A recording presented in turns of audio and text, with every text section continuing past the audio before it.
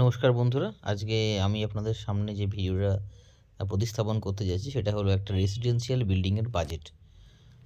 বিভিন্ন সময় বিভিন্ন ইঞ্জিনিয়ারদের মধ্যে একটা হলো প্রশ্ন আসে যে একটা বিল্ডিংয়ের তৈরি করতে তার অ্যাপ্রক্সিমেটলি একটা বাজেট, যে এটা থাম্বস রুল হিসাবে আমরা বিল্ডিং তৈরি করার আগে একটা কস্ট এস্টিমেট করার এবং একটা প্রিপেয়ার বাজেট তৈরি করে তার ক্যাশ ফ্লো মেনটেন করার জন্য বিভিন্ন সময়ের ক্ষেত্রে সেটা লাগে।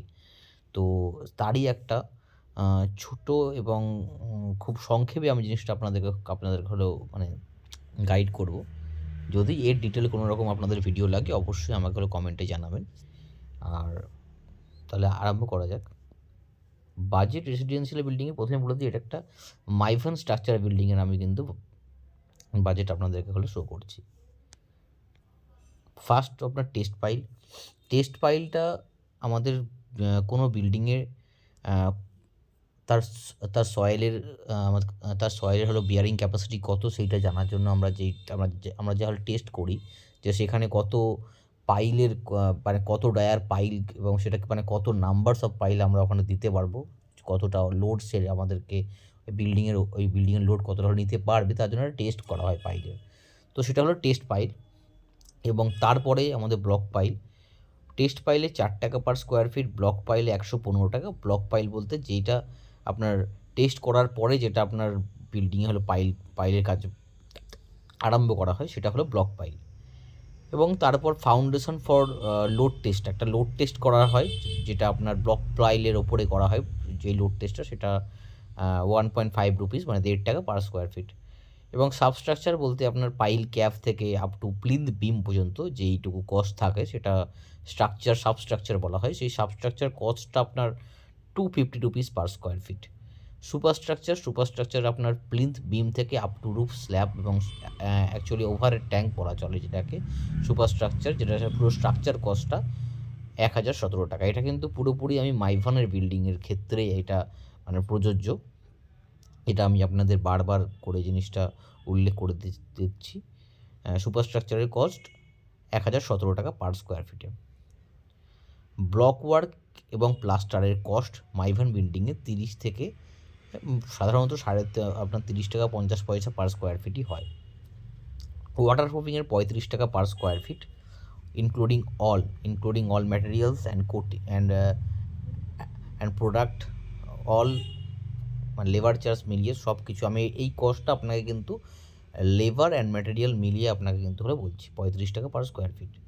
ফিনিশিং ওয়ার্কের মধ্যে আপনার পুট্টি থেকে পিওপি এবং ফল সিলিং, এক্সটার্নাল আপনাদের পেইন্টিং, অলস আর ইন্টারনালস ওয়ার্ক যেগুলো আছে সেগুলো, তার মধ্যে আপনার ডোর আপনার শাটার, আপনার উইন্ডো, অলস ইন্টারনালস যা কাজ থাকবে আপনার সিভিলের সেগুলো পুরোটাই এর মধ্যে কভার হচ্ছে 435 টাকা পার স্কোয়ার ফিট। ইন্টারনাল ইলেকট্রিক্যালের যেটা রেট, এবার আমি ইলেকট্রিক্যাল সেগমেন্টে চলে গেলাম, সেটা 100 রুপিস পার স্কোয়ার ফিট। মানে ইলেকট্রিক্যালের আপনার ম্যাটেরিয়াল এবং লেবার বোথ, আমি প্রত্যেকটাই কিন্তু ম্যাটেরিয়াল এবং লেবার দিয়েই আমি কিন্তু আপনাদেরকে রেটটা হলে বলছি। এক্সটার্নাল ইলেকট্রিক্যালের জন্য 80 টাকা পার স্কোয়ার ফিট। প্লাম্বিংয়ের জন্য ইন্টারনালে 95 টাকা পার স্কোয়ার ফিট, এটা ইন্টারনাল প্লাম্বিংয়ের জন্য। এক্সটার্নাল প্লাম্বিংয়ের জন্য আপনার 35 টাকা স্কোয়ার ফিট। এবার ইন্টারনাল এবং এক্সটার্নালের পার্থক্যটাই সেটা যদি আপনারা ডিটেলে আমার থেকে জানতে চান তাহলে অবশ্যই আমাকে জানাবেন, সেটা আমি আলাদা করে জানাবো, কারণ এই ভিডিওতে এই পার্থক্যগুলো বোঝাতে গেলে ভিডিওটা বেশি লম্বা হয়ে যাবে। ফায়ার ফাইটিংয়ের যে কস্ট সেটা 75 রুপিস অ্যাপ্রক্সিমেটলি পার স্কোয়ার ফিট ধরা হয়।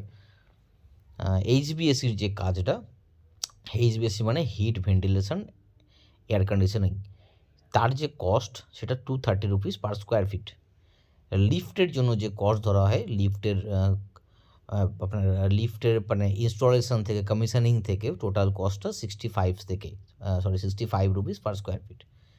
এসটিপি একটা আমাদের বিল্ডিংয়ের একটা রেসিডেন্সিয়াল প্রজেক্ট বিল্ডিংয়ের জন্য এসটিপি একটা খুব গুরুত্বপূর্ণ এখন ভাইটাল জিনিস হয়ে গেছে। যে এসটিপির ইলেকট্রোমেকানিক্যালের যে মানে ওয়ার্ক স্ট্রাকচারে নয়, শুধুমাত্র ইলেকট্রোমেকানিক্যাল মানে তার ভেতরে যে ইনস্ট্রুমেন্ট, যে পাম্পিং সিস্টেম, যে ইনস্ট্রুমেন্ট লাগানো থাকবে, পুরো ইলেকট্রোমেকানিক্যালের যে ইনস্টলেশনটা যে কমিশনিংটা পুরোটাই 7 রুপিস পার স্কোয়ার ফিটের উপরে আপনার দাঁড়ানো হবে।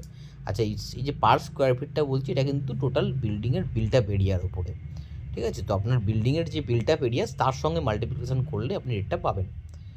এক্সটার্নাল ডেভেলপমেন্টে আপনার বিভিন্ন রকম জিনিস থাকে, যেমন আপনার রিচার্জ পিট, আপনার আপনার আপনার হলো কী বলে রেন ওয়াটার পিট, মানে এক্সটার্নাল ডেভেলপমেন্ট আপনার ওখানে হলো filling, raising, paver block fixing, pathway fixing, roads, এই টোটাল কস্টটা আপনার 42 rupees per square feet of the building built up area of your building. Landscaping বলতে যে আপনি এক্সটার্নাল ডেভেলপমেন্ট করলেন, তার উপরে যে আপনার ল্যান্ডস্কেপ করবেন, তার টোটাল কস্টটা 130 টাকা পার স্কোয়ার ফিট হওয়া উচিত। এমএলসিপি, এখন বিভিন্ন রেসিডেন্সিয়াল বিল্ডিংয়ে মাল্টি লেভেল কার পার্কিংয়ের একটা অত্যাধুনিক সুবিধা আমরা দেখতে পাচ্ছি। সো তার কস্টটা টোটাল এমএলসিপির কস্টটা পড়ে 102 রুপিস, মানে 102 টাকা পার স্কোয়ার ফিট। ডিজির মানে আপনার জেনারেটারের জন্য যে কস্টটা থাকে সেটা 25 রুপিস পার স্কোয়ার ফিট। আচ্ছা, এই কস্টগুলো ±5 to 10% মধ্যে ভ্যারিয়েশন করতে পারে, তার বেশি খুব একটা মানে হয় না। সেটা বিল্ডিং ওয়াইজ সেটা আপনার ডিপেন্ড করে। তো এটা মাইভান G+12 কিংবা G+18, G+20 এরকম বিল্ডিংয়ের এই কস্টটা আপনি ধরে কাজ করতে পারেন। কনসালটেন্সি চার্জ যেগুলো থাকে স্ট্রাকচারের, ফায়ারের, ল্যান্ডস্কেপের, এইচভিএসি, আর্কিটেকচারাল, পিএইচই, ইলেকট্রিক্যাল, এই যে ভেরিয়াস আমাদের যে কনসালটেন্ট থাকে, তারা টোটাল কনসালটেন্সি চার্জ আমাদের 90 রুপিস পার স্কোয়ার ফিট থাকে। তো এই যা আপনাদেরকে আমি এতক্ষণ ধরে বললাম তার একটা সামারি এখানে আপনারা দেখতে পাচ্ছেন, যেখানে টেস্ট ফাইল থেকে শুরু করে আপনার সম্পূর্ণটাই আপনার কনসালটেন্সি পর্যন্ত সম্পূর্ণটাই আছে। তো এটা আপনি ভিডিওটা হলে পজ করে দেখতে পারেন, তাতে আপনার সুবিধা হবে। যদি এক্সেল ফাইল চান আমাকে অবশ্যই আপনারা হলে বলবেন, আমি এটার এক্সেল ফাইলও আপনাদের দিয়ে দেবো।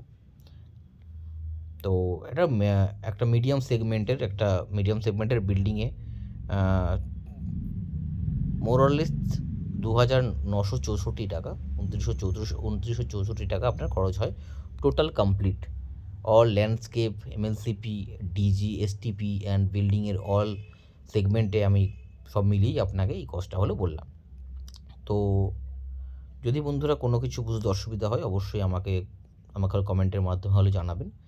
আপনারা হলে কমেন্ট করলে আমার আরও মানে ভিডিও বানাতে ইচ্ছা করে। তো আজকের জন্য তো এইটুকুনি, আবার পরে দেখা হচ্ছে।